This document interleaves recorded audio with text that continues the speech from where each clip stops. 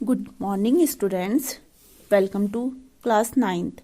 मैं आपकी home science teacher Babita. आज मैं आपको होम साइंस के सिलेबस के बारे में बताऊंगी और फर्स्ट चैप्टर स्टार्ट कराऊंगी। आपका सिलेबस 5 खंडों में विभक्त है। ये 5 खंड है: गृह प्रबंध, स्वास्थ्य रक्षा, वस्त्र और सूत, भोजन तथा पोषण विज्ञान, प्राथमिक चिकित्सा और गृह परिचर्या। तो चलिए स्टार्ट करते हैं हमारा पहला लेसन। हमारा पहला लेसन है गृह विज्ञान के तत्व तथा क्षेत्र। वर्तमान समय में शिक्षा के क्षेत्र पर विद्यालयों में गृह विज्ञान विषय का व्यवस्थित अध्ययन होने लगा है। इस विषय का विकास 20वीं शताब्दी से ही आरंभ हो गया था। इस समय शिक्षा के क्षेत्र में गृह विज्ञान काफी लोकप्रिय विषय बन गया है। तो सर्वप्रथम यह जान लेना जरूरी है कि गृह विज्ञान होता क्या है या गृह विज्ञान किसे कहते हैं। गृह विज्ञान 2 शब्दों से मिलकर बना है, गृह प्लस विज्ञान।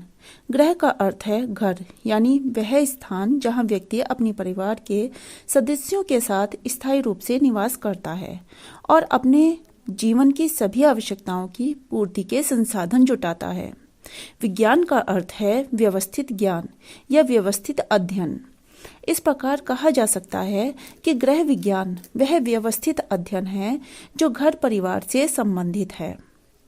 जीविकोपार्जन, रहन सहन, मनोरंजन, शिक्षा, स्वास्थ्य और सामाजिक सांस्कृतिक जीवन का केंद्र घर परिवार ही होता है।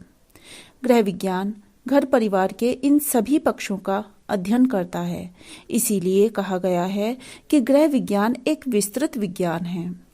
गृह विज्ञान को गृह कला, घरेलू विज्ञान और गृह अर्थशास्त्र आदि नामों से भी जाना जाता है।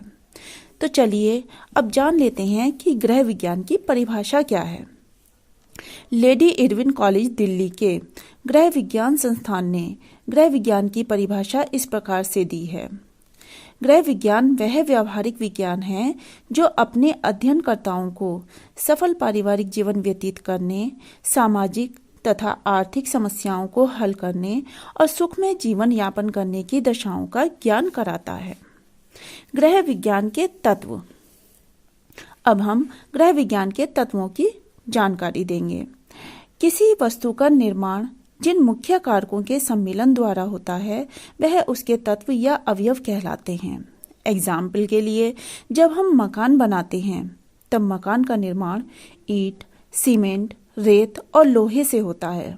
इसी प्रकार से मकान के तत्व ईंट, सीमेंट, रेत, लोहा आदि हुए। तो इसी प्रकार से गृह विज्ञान के भी तत्व हैं जो इस प्रकार से हैं। पहला है परिवार के सदस्यों का बहुमुखी विकास। परिवार के रूप में घर वह स्थान है जहां व्यक्ति का शारीरिक, मानसिक, आध्यात्मिक सभी प्रकार से विकास होता है। अतः परिवार के सभी सदस्यों के स्वस्थ स्वास्थ्य, विकास और अभिवृद्धि के लिए सहायक पर्यावरण की व्यवस्था करना ही गृह विज्ञान का मूल तत्व है। दूसरा है नियोजन। किसी भी कार्य को कुशलतापूर्वक करने के लिए नियोजन आवश्यक है। नियोजन का अर्थ है कार्य के लिए पूर्व तैयारी। इसमें हम यह पहले से तय कर लेते हैं कि भविष्य में हमें क्या करना है और कैसे करना है, जिससे काम के समय किसी प्रकार की असुविधा ना हो और काम कुशलतापूर्वक पूरा किया जा सके। तीसरा है नियंत्रण। किसी कार्य के संबंध में यदि योजना के अनुसार कार्य करना आवश्यक है तो परिस्थितिवश योजना में परिवर्तन करना भी आवश्यक होता है। नियंत्रण से अभिप्राय है चालू योजना को कार्यक्रम के अनुसार अथवा परिस्थितियों के अनुसार परिवर्तित करना। चौथा है मूल्यांकन। जैसा कि गलती करना मनुष्य का स्वभाव है, लेकिन गलती को समझकर उसको दोहराने से बचना चाहिए। यह तभी संभव है जब पहले किए गए कार्यों की समीक्षा की जाए, यानी यह देखा जाए कि किन किन कार्यों को सफलतापूर्वक किया गया और जो कार्य पूरे नहीं किए जा सके उनमें क्या क्या त्रुटियां रहीं और उनके क्या कारण थे। नियोजन के मूल्यांकन के द्वारा ही नियोजन की सफलता और असफलता निर्धारित होती है।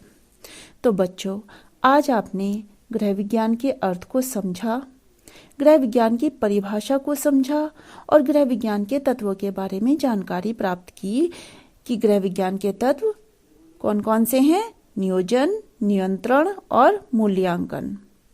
नेक्स्ट क्लास में आप पढ़ेंगे गृह विज्ञान की प्रकृति और गृह विज्ञान का अध्ययन क्षेत्र।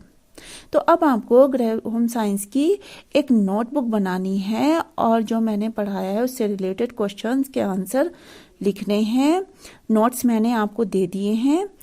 तो मिलते हैं नेक्स्ट क्लास में। Take care, stay home, be healthy. Thank you.